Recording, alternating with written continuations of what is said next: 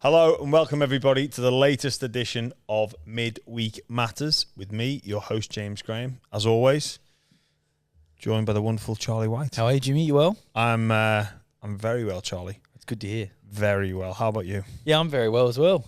Had a nice day today, shopping for some furniture and stuff like that. It was good, wasn't it? All the fun stuff, yeah. All the fun stuff. We've got some big news happening as well, don't Very we? big news. I'm actually really pumped to talk about this because it's been sort of in the works for the last few months. And why don't you let the listeners know what's going to happen?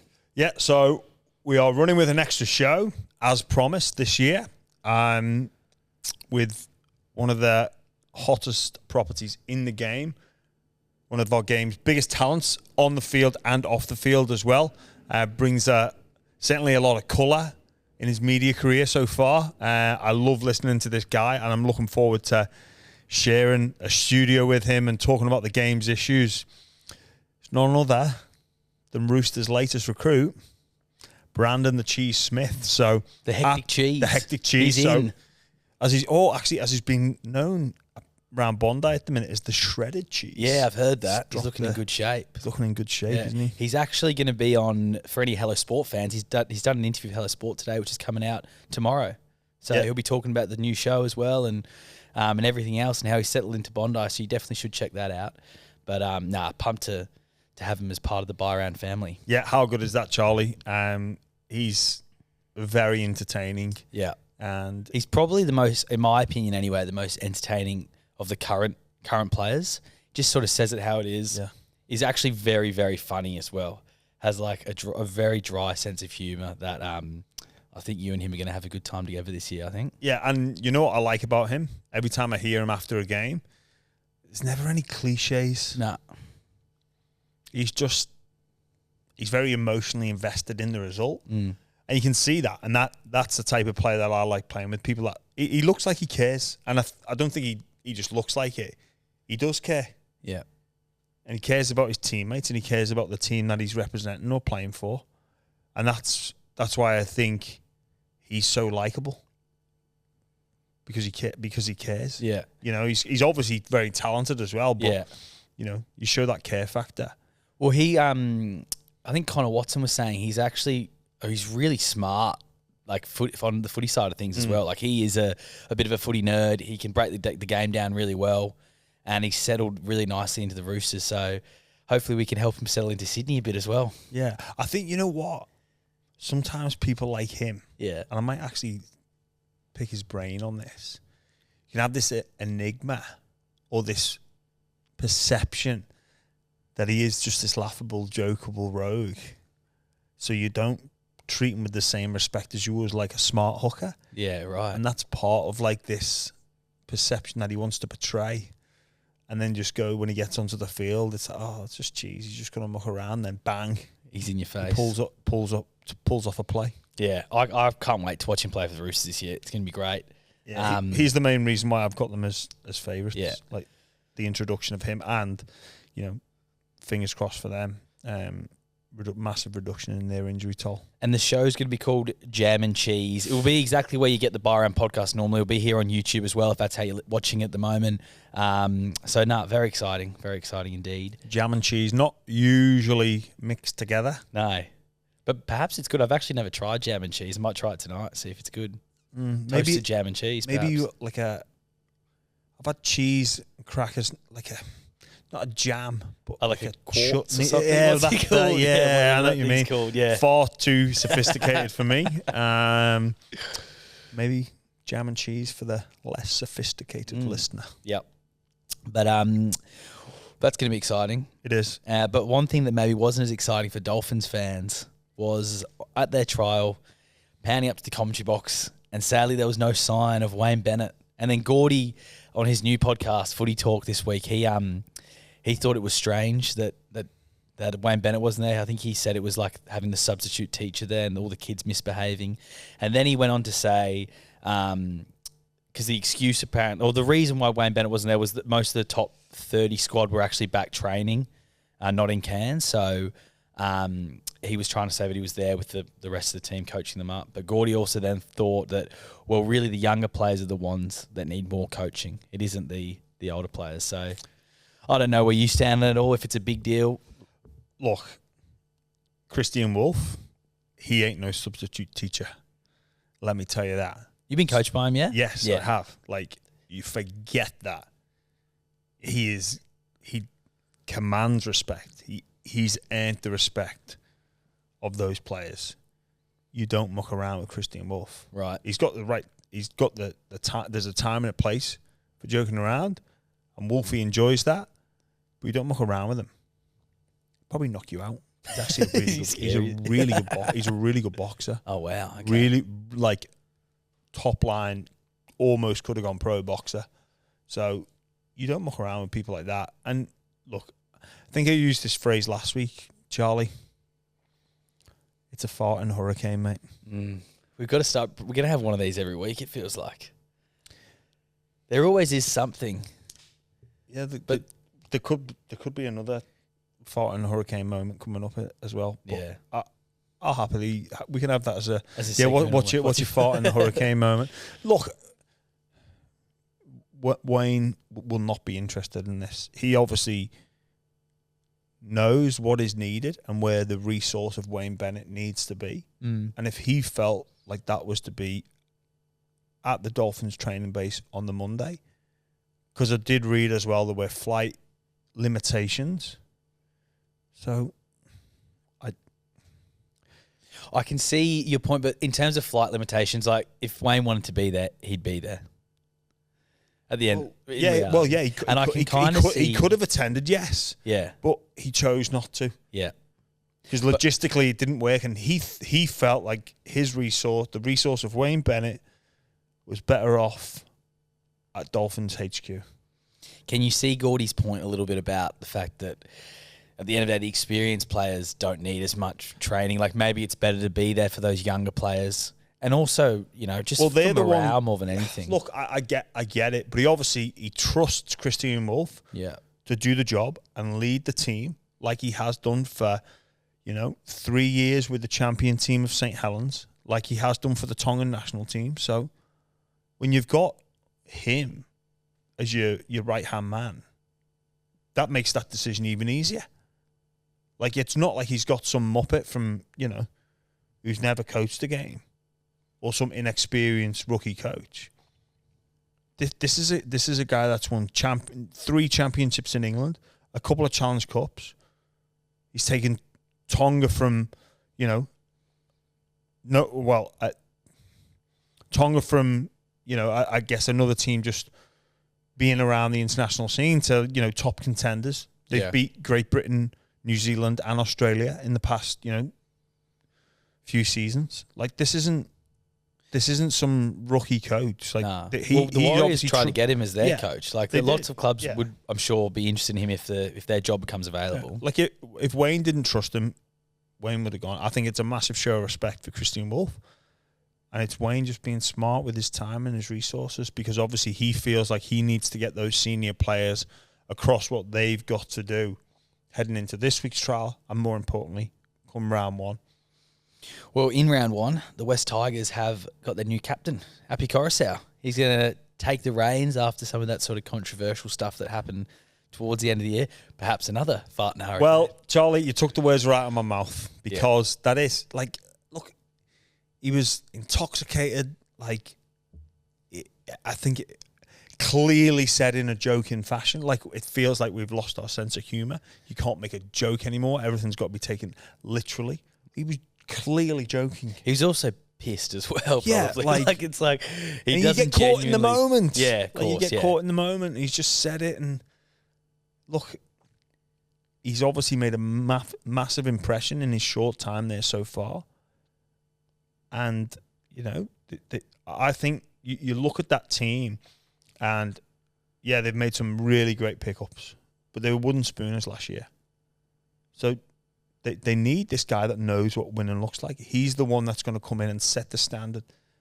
And he's the one that those players around him should be looking at and go, I want to be like him. Because he's the one that's playing State of Origin. He's the one that's won a premiership. He's the one that knows what needs to be done. Put him in charge. Give him someone for those young players that probably haven't seen it before for a long time. Oh yeah, I'll do what that guy does. Yeah. Oh, he's doing the extras because, I believe he's an outstanding trainer. I guess the only other, or one of the other options, perhaps would have been Johnny Bateman, but obviously he's stuck in England, and that probably didn't help his chances. But I think Appy Coruscant will be. He's also very well spoken, Appy, in terms of like he's really good at the media side of things, and it was interesting though. Did you play against Appy when he was at Penrith or no? Yes. Yeah, because it was interesting hearing. I think it was Wade Graham and Aaron Woods maybe talking about how Appy, his eyes are doing things, and he doesn't mean anything in terms of what he's doing. Like his eyes doing one thing, then he'll just randomly throw the other way, and he's just so hard to read. It's impossible to have any idea which way he's going. Yeah, his deception is unbelievable. His ability to not just fool defenders, but to stop you committing to a decision defensively is second to none. That's why he is so good. So if you watch his game closely, he almost does like a look and then into a no look, or looks like he's got a no look. So you overread it and then he looks. So he's not just a one trick pony with how he goes about his business out of dummy half. And I know it's just a small detail, but those are the types of things that buy you half a second on an edge. And that's why it looks sometimes when you watch Penrith from the last couple of years, like, why can no one shut Cleary down? Why can no one shut Luai down? Like, just shut them down. Well, you can't, because your defenders can't release because Appy's holding you up. And that, I'm intrigued to see how Penrith go without him, because I think Cleary and Luai are going to be under so much more pressure this year, because they'll have good dummy half there, but not to the same level of Appy Coruscant, because he buys you time. And then obviously going to Isaiah Yeo, that is another aspect of it. Or you can't put pressure on Isaiah Yeo because you don't know what Appy's going to do. He's got that run threat. It's the half look, the no look. He's a special player, and it might not seem like much, but the devil's in the details sometimes. We are going to talk about the Tigers season in a bit more detail later on in the show, but just quickly, there's been a little bit of a drama this week around Kalyn Ponga. It was the first time he spoke about, I don't know what you want to call it, toilet drama or whatever you want to call it, but he's sort of came out and addressed it all. What'd you make of it? He's had some criticism for that press conference as well, that he didn't fully go, like, people don't necessarily believe his side of the story still and everything, but it's a strange one.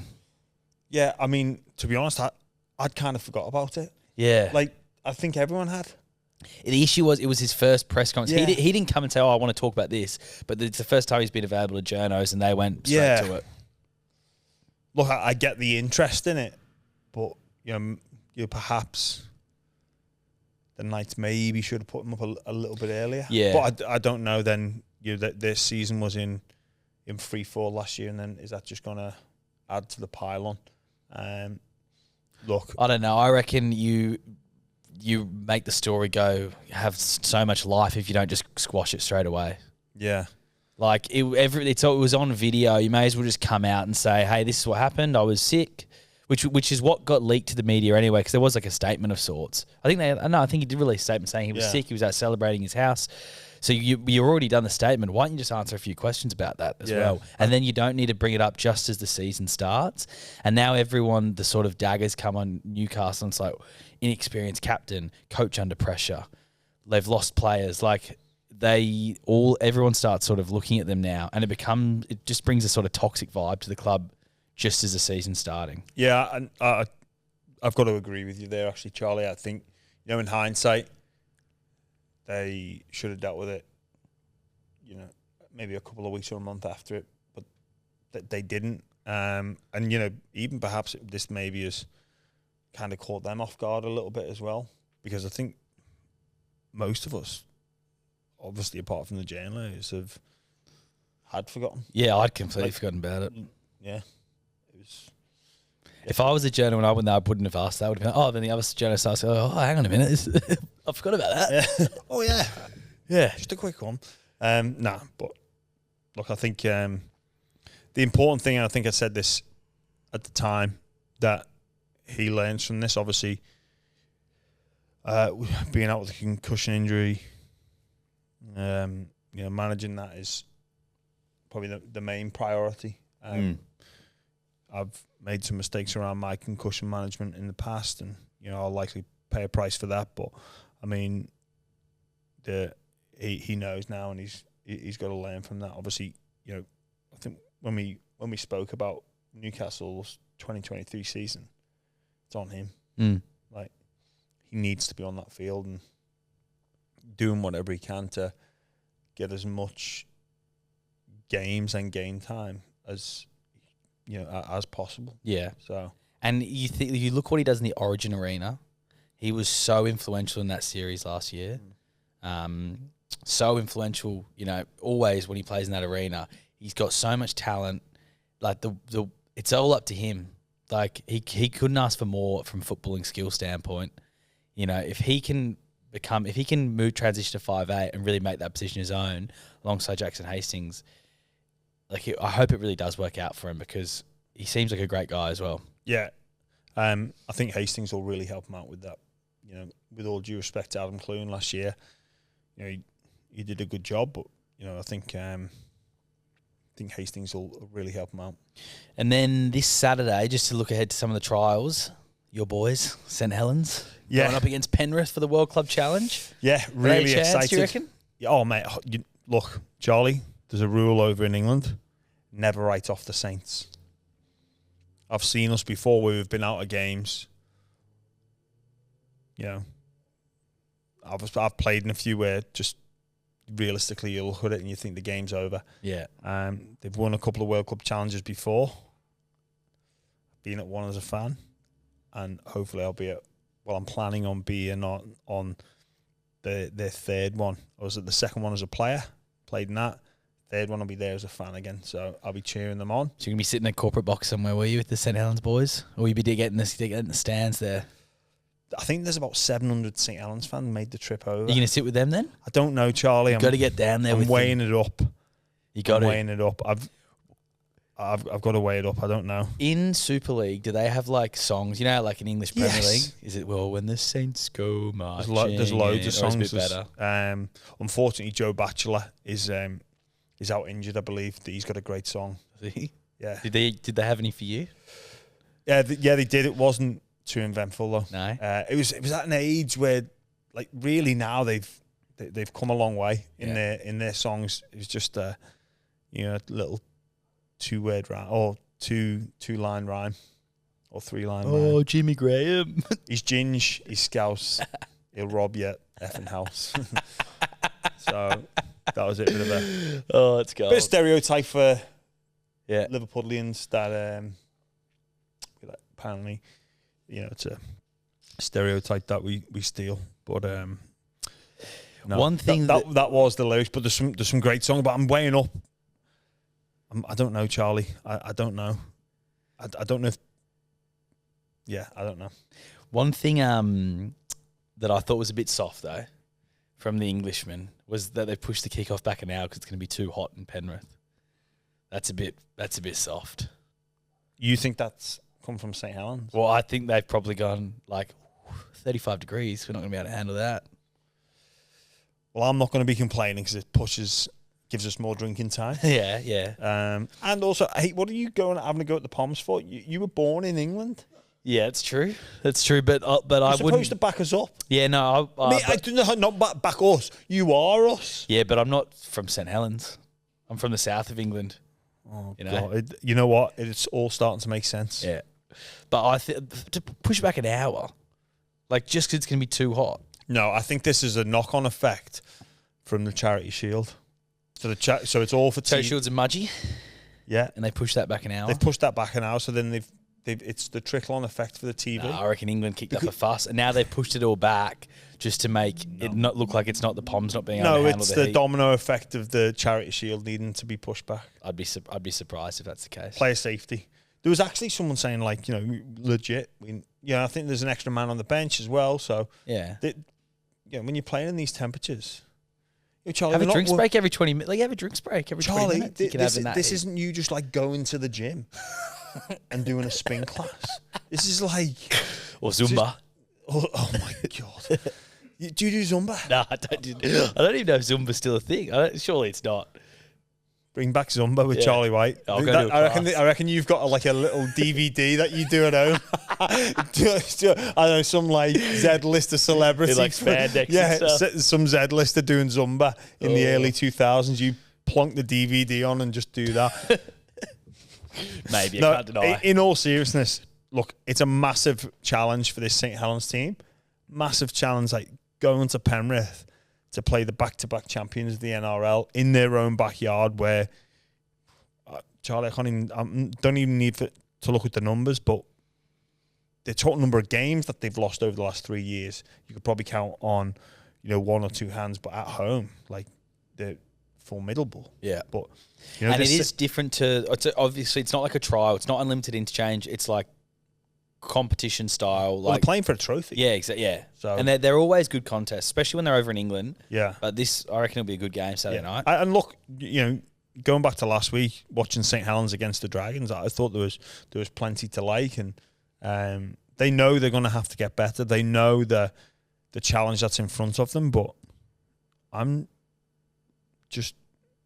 excited for how they perform. And I've spoke to a few of the lads. I've spent a bit of time there training, and they're looking good, and I just want to see them put up a fight. There's a lot riding on this for them, and I think they'll do themselves, their town, and the Super League proud. We're going to preview a few clubs now. We're going to do the Rabbitohs, the Broncos, and the Tigers. We probably won't spend a heap of time on the Tigers just because we kind of spoke about it Appy before, but we'll start with the Bunnies. You look at their losses and gains. They haven't really signed anyone. They've lost a few players. They've got Jackson Paulo, Cody Nickry, and Mark Nichols leaving, but they haven't really made any key signings. They obviously they've got a really strong roster. Last year they were almost going to go into halftime leading against the Rabbitohs, and then those couple of tries towards the end of that first half. If they don't concede those, it could be a different story. And then you never know, they might make the grand final. They probably would have beaten Parra if they got there. I don't know, it's hard to gauge where they're at, really. Well, I think, if memory serves me right, they were 7th. They played the Roosters away in the first game, and then they beat Cronulla. Yep. And then, I remember calling that game, and Souths were just they were all over Penrith. It was the most I'd seen Penrith on the ropes for a long time. Yeah. And then, remember Toto scored that breakaway try and just... It was like the bowling ball wherever they bumped into each other. I think Cody Walker and Damien Cook bumped into each other from memory. And they just couldn't recover after that. But finishing 7th, I mean, they were in and around that in the mix. Would they make the playoffs? Wouldn't they? Jason Demetriou, it's his second year, so I think we'll see a lot. Like, he'll be better for the experience. Lockie Ely's the same as well. Lockie Ely is the same. And you know what, Charlie? It's probably not too dissimilar from when we spoke about the Sharks. So, Sharks went out, or lost in the finals, and then you come back this year, and then is the focus on something that we need to do in September? Or is it what we need to do now? And it'll be the same with the Bunnies. So, they know what they need to fix if that game with Penrith happens again. But is that where their head's at?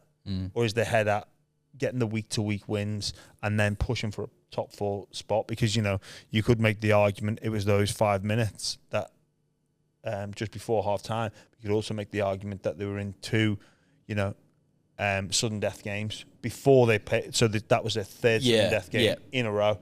Like, were they just too taxed from having that big game against the Roosters, big game against the Sharks, and then, we've got to get up for this Penrith. They lost that 5 minutes. And then they couldn't maintain it. I'd make an argument that they know now, top 4, and I think that's what Demetriou will be the focus on. I think the combinations of their left edge, we know the influence of Latrell. Like, he's another one that's, going to have such a massive say on how Souths travel this year. And they're a different side with him. And he missed a large chunk of last year with the hamstring, went over to America, rehabbed it. If he plays the full season, they probably are a top 4 team. In reality, that's where they would see themselves. And they got great players. Damien Cook, fantastic hooker. Cody Walker, one of the best 5'8" in the game. They got a great forward pack. Kalyn Ponga, he was so strong last year. He'll take another step forward. You got Jai Arrow. You got Cam Murray. Cam Murray, obviously, as well. Tavita Totola's a really good front rower as well. So they've got players there. Tommy Burgess as well. He's still going strong. There's plenty to like about their roster. You just hope they don't get caught in the trap of thinking about September. So you got them in the top 4? They'll be there or thereabouts, I reckon, yeah. All right, well, let's move on to the Broncos. There's a bit of news around at the moment that Kevy might be re-signing before the season starts, which I'm sure would be good for the Broncos to get some stability. In terms of gains, they've signed Marty Tapau, Jock Madden, and the big one really is Reece Walsh, who looked fantastic in the trial on the weekend. In terms of losses, they've lost a bunch of players. No one really stands out as a sort of a key loss. They've lost guys like Gamba, Wasako, Ryan James, Reece Kennedy, Tamari Martin, Tessie New. That's probably a player they would have maybe wanted to hang on to. Good young player, but it's a big year, and with all the Cobbo stuff off field, there's going to be pressure on the Broncos, as there always is from the start. Yeah, obviously huge club. If you think back to last year, the narrative for a large chunk of the season was Broncos could be top 4. They were in and around that top 4. They started awful. They were, I think, the first 6 games, they only won 2, and then they lost 5 of their last 6. So that's I think that speaks volumes. They had a great middle season. Kevy, he knows that it comes with the territory of being an NRL coach. You're going to be under pressure if you underperform, and I don't think there's a club that gets the spotlight on them as much as what the Brisbane Broncos do, obviously being up there in Brisbane. Obviously, they've got to share a bit of the ground now with the Dolphins and Wayne, but it's still Broncos territory. It's still Broncos territory. Yeah. This is a new team, and they'll have, the Dolphins will have, the luxury of not being under too much pressure. I think the new deal for Kevy seems like a bit of a strange one, because from what I read, it was basically it's an extension, but there's a clause in there that says if you're gone, you don't get a payout. So right. Well, he had some clauses around making the top 8 as well, I think. Anyway, it's either back your man, give him the extension, or don't. Yeah. Yeah. Obviously, Cobbo's comments, I think he was fined by the Broncos, and you'd hope that would be the end of it. But, if they start like they did last year, I think they actually start with 2 wins and 4 losses. But if they start like that, the knives are going to sharpen, because they're such a big club, and people are going to point back to the Cobbo comments and the Gamble comments. And but I think, again, I look at it from a positive point of view, they've shown what they can do. They beat some class teams last year. They just need, I think, consistency is a big one for them. And when you've got a young group, that's hard to get. But I think, a lot of those younger players will be better for the year. And obviously, Payne Haas as well. I think he wasn't as good last year as he was the years before, but that doesn't mean that he's not anywhere. That he's, he's still young. And I think if everyone plays at their best, he's the best front rower in the game, if everyone's in form. Even those little things, like sometimes there'll be moments where, there's a kick deep and Payne Haas is the one running back, and he jumping on the ball. I think there was a moment last year where he took the ball dead in goal when it was a chip through, and you're like, how are you the one that's got him back when you've probably played 65 minutes in the middle? Yeah. His fitness must just be insane. It is insane, and his repeat efforts are huge as well. Yeah, to do what he does is, and when the Broncos have been struggling, he's the one that's just consistently performed really well. So Yeah. he's a big example to those younger lads. It's like, hey, you've got to play at a 7, 8, 9 every single week. And how about some of you guys get on your bike and start chasing back as well? And then we're all together, and it's not just me.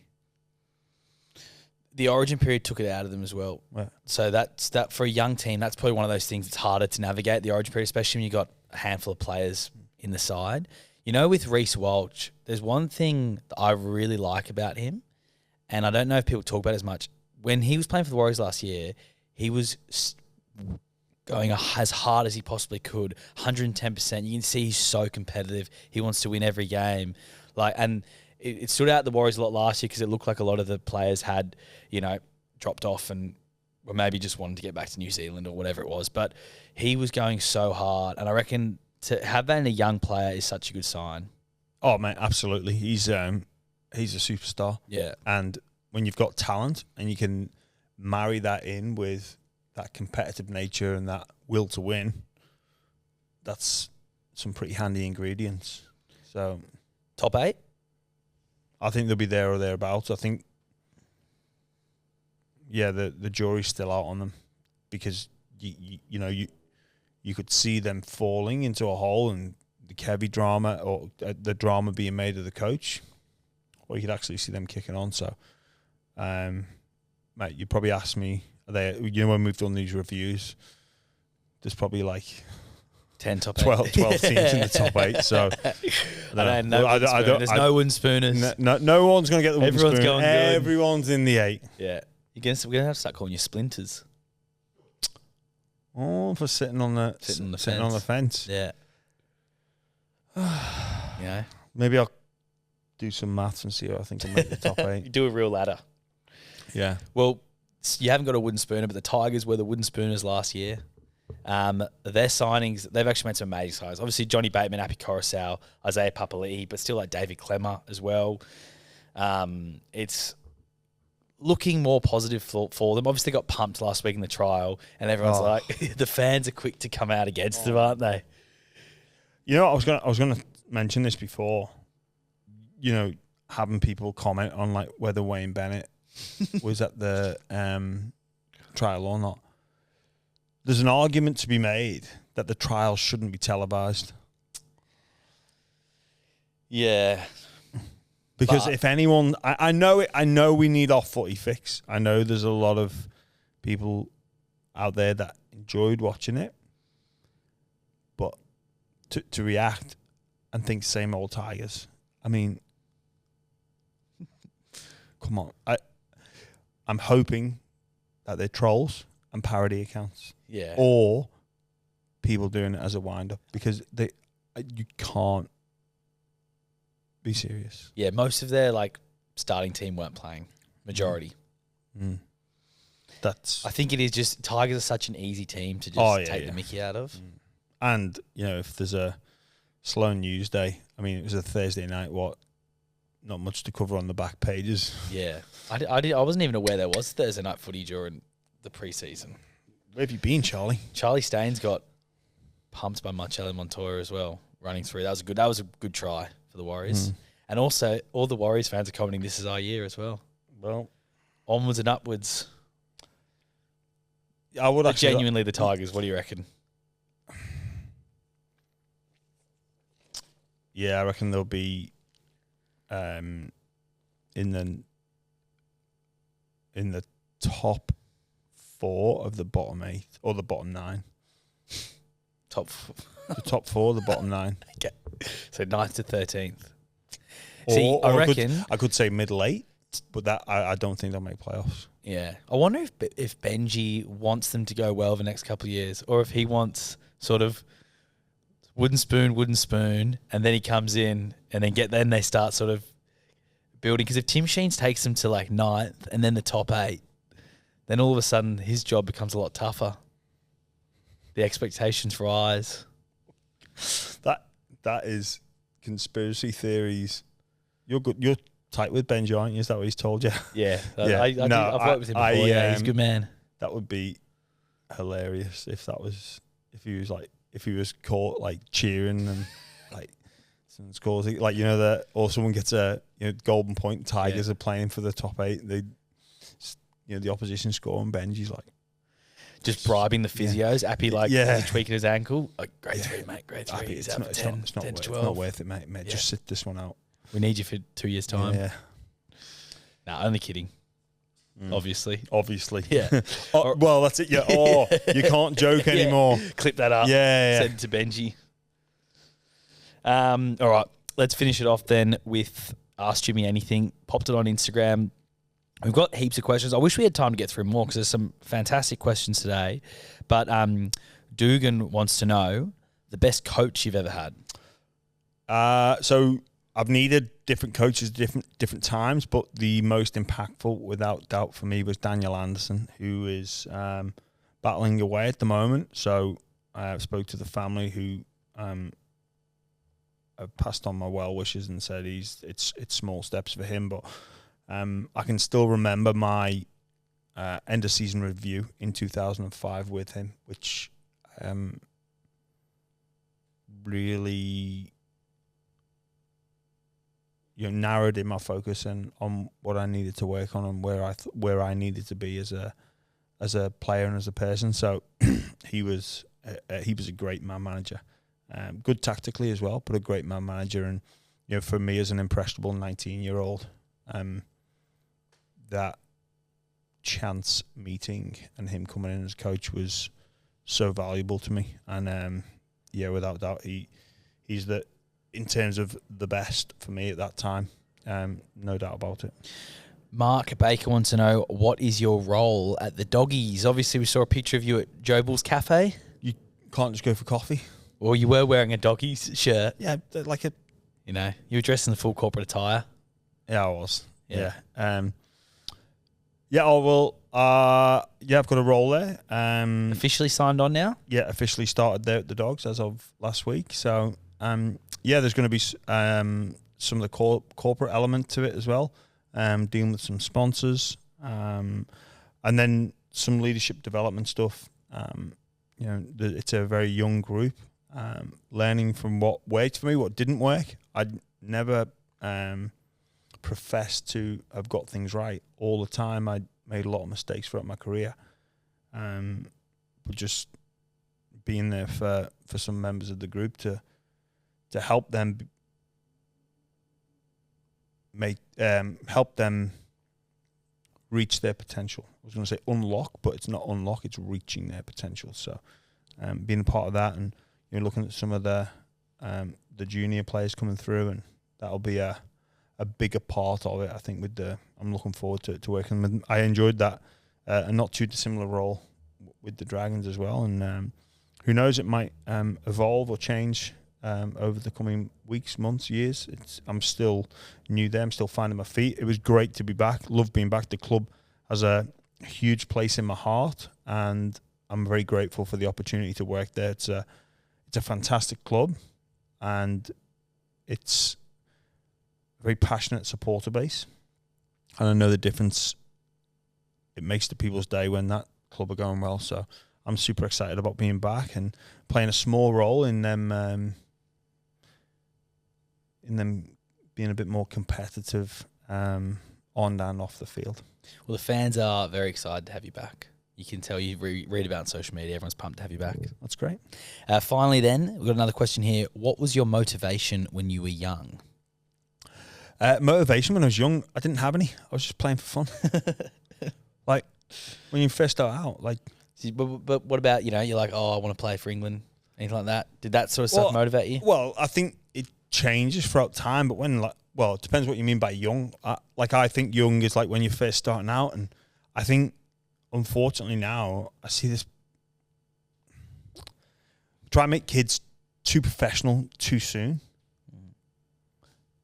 Just let them go have fun. Yeah. Like, let them go have fun. Like, it's, you know what? Actually, this got a bit hijacked with the interview with Dale Finucane. I was talking about a book called The Best. Yep. And it was about athlete development. And, just it's quite interesting about what you should and shouldn't do. And then I've also read or listened to a lot of people debate. It's the Roger V. Tiger debate, and it's the debate about Tiger Woods, who was basically born and given a golf club, Roger Federer, who didn't actually take up tennis till I think he was around 15. His parents were both, or his mum was a tennis coach as well, and like how they both became icons of the sport. But the Tiger story of how he got there is far more well known. But not many people know that Federer only really started to play tennis up until he he started when he was 15. Wow, I didn't know that. No, but you knew about Tiger, right? Yeah, of course. Yeah. So there's reasons behind, and there's a book on, I can't remember who it's by now, but it's Why Generalists Triumph in a Specialized World, and it's about the experiences that you get from other areas of life and other areas of coaching, and how a lot of the time you can almost coach the passion and coach the love out of kids. Like, they've got to love what they do. And I was very fortunate to find our sport at the age of 8 or 7. And the good thing for me is I kept that love for it. Like, you witness some of them now, and you see some kids and you're like, geez, they're going to be over this. Like, you can see that they're talented, but then it's like, well, what is the best way to go about harnessing that talent? Is it to have the best 11-year-old? Is that the game? Is that the end game? It shouldn't be, and it can be counterintuitive to think like, well, less is more. Let them be free. Let them keep loving it. Don't force it down their throat and make them do anything and everything to be the best 11, 12, 13, 14, make all these rep teams. Just let them enjoy it. And I was very fortunate that I got to do that as a kid. Well, willpower is actually like petrol in your mind. So once you use willpower, it's harder to then use willpower on another task. So if you deplete your willpower training your ass off when you're 12, by the time you're 17, 18, you might lose the passion for it. And like, you basically, they've done thousands of studies on this. And one of the ones I read was like, they put these 2 groups in there, and then one of them they said, don't eat this cookie, can't eat this cookie. And the other one's like, go for your life, eat the cookie. And then the people that used the willpower to not eat the cookie then went on to do another separate task.